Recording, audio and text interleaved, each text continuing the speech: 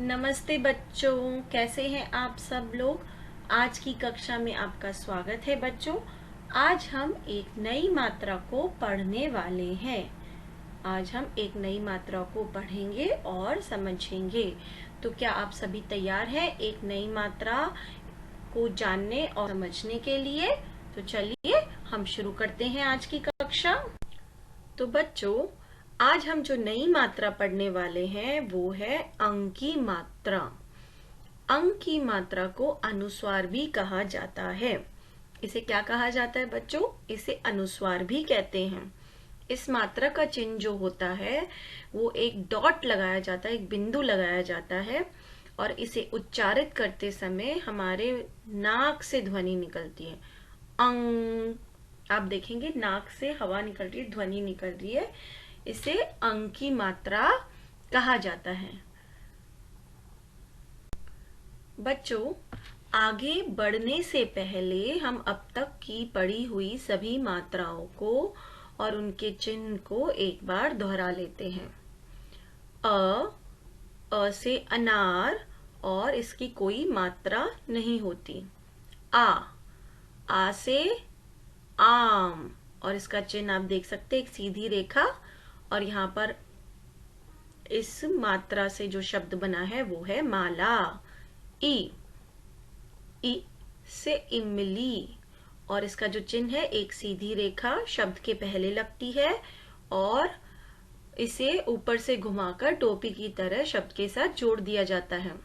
और यहाँ पर ई मात्रा से जो शब्द बना है वो है सितार। ई से ईख।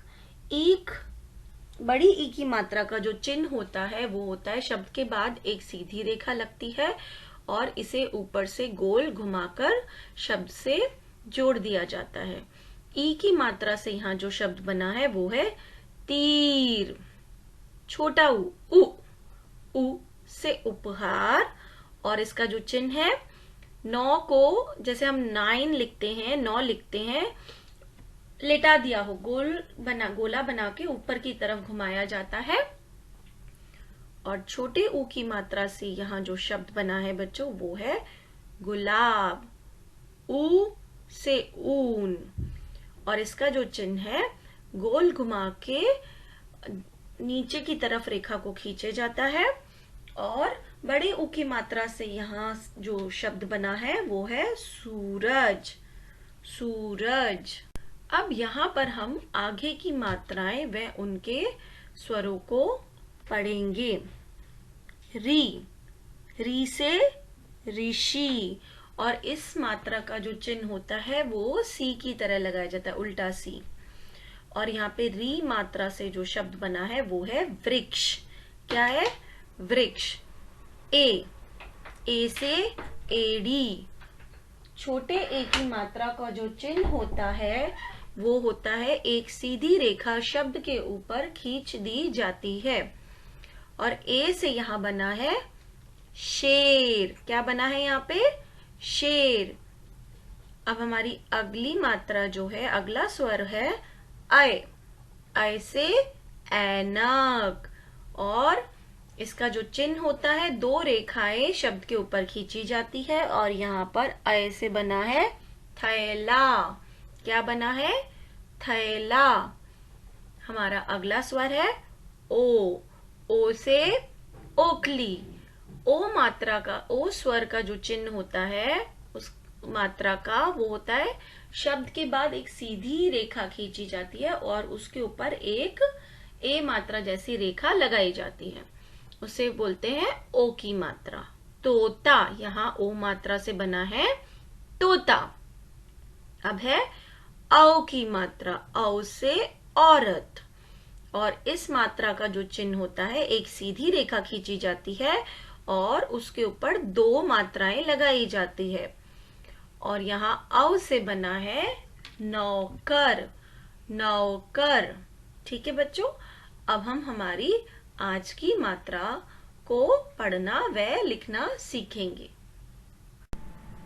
तो जैसा कि आप देख सकते हैं बच्चों, यहाँ पर हम अंक की मात्रा के बारे में पढ़ेंगे। मैं आपको अंक की मात्रा का परिचय दूंगी। अंग की मात्रा को अनुस्वार भी कहा जाता है। इस मात्रा का जो चिन्ह होता है, शिरोरेखा के ऊपर एक बिंदु लगाया जाता है। शिरोरेखा शब्द को पूरा करते समय शब्द के ऊपर जो रेखा खींची जाती है, जो आड़ी रेखा खींची जाती है, उसे शिरोरेखा कहते हैं। शिरोरेखा के ऊपर बिंदी लगाई जाती है, एक डॉट लगाया जाता है और इसको उच्चारित करते समय हमारे नाक से ध्वनि निकलती है। अंग अंग, नाक से ध्वनि निकलती है, साउंड निकलता है और इसे अनुस्वार कहा जाता है। और इसका चिन्ह क्या होता है? एक बिंदु, शब्द के ऊपर बिंदु लगाया जाता है। अब यहाँ पर अंग की मात्रा के कुछ शब्द दिए गए हैं, मैं इन्हें उच्चारित करके आपको बताऊंगी।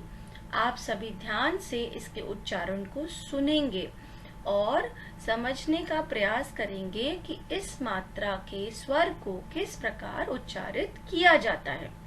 ठीक है बच्चों, तो हमारा सबसे पहला शब्द है अंगूर। अंगूर। अंडा। अंडा। शंख। शंख। पंख। पंख। तो आपने देखा कि जब मैं इन शब्दों को उच्चारित कर रही थी तो मेरे नाक से अंग की आवाज आ रही थी। एक बार मैं पुनः इसे उच्चारित करूंगी, आप सभी ध्यान से सुनेंगे। अंगूर। अंडा। शंख। पंख। ठीक है बच्चों, तो आपने देखा कि जब मैं इसे उच्चारित कर रही हूँ अंग की मात्रा के शब्दों को, तो ध्वनि जो है वो मेरे नाक से निकल रही है और इसका चिन्ह क्या होता है? शब्द के ऊपर एक बिंदु को लगाया जाता है और अंग की मात्रा को अनुस्वार भी कहा जाता है। तो बच्चों, जैसा कि आप देख सकते हैं इस स्लाइड में हम क से लेकर ह तक सभी व्यंजनों में अंग की मात्रा लगाकर उसे बोलना और लिखना सीखेंगे, पढ़ना और लिखना सीखेंगे। तो आप सभी ध्यान से सुनेंगे कि जब व्यंजनों में हम अंग की मात्रा लगाते हैं तो उसका उच्चारण किस प्रकार से किया जाता है। जब हम क में अंग की मात्रा यानी अनुस्वार अंग की मात्रा लगाएंगे तो उसे हम कैसे पढ़ेंगे? कंग। ख में लगाएंगे तो खंग, गंग, घंग। इसी प्रकार जब हम च में लगाएंगे तो इसे हम पढ़ेंगे चंग, छंग, जंग, झंग। अब हम आगे का पढ़ेंगे टंग, ठंग, डंग, डंग, टंग, ठंग, दंग, धंग, नंग। अब हम आगे का प का देखेंगे पंग, फंग, बंग, भंग, मंग।